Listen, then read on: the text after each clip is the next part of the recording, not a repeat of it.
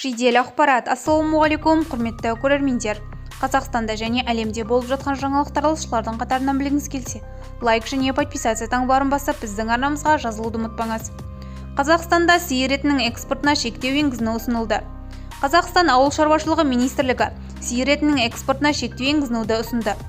Бұл шаралардың мақсаты елдің азық-түлік қауіпсіздігін қамтамасыз ету, мал шаруашылығы өнімдерін қайта өңдеуді дамыту, сондай-ақ сиыр етіне бағаны тұрақтандыру. Бұйрық жобасында Қазақстан аумағынан 2025 жылғы 31 желтоқсанға дейінгі ірі қара мал етін, сиыр етін Еуразиялық экономикалық одақтың сыртқы экономикалық қызметінің тауар номенклатурасының кодтары 0201 ірі қара мал еті жаңа сойылған немесе салқындатылған және 0202 ірі қара мал еті мұздатылған үшінші елдерге және Еуразиялық экономикалық одақ елдеріне шығаруға сандық шектеулер, квоталар енгізу көзделген делінген құжаттың сипаттамасында.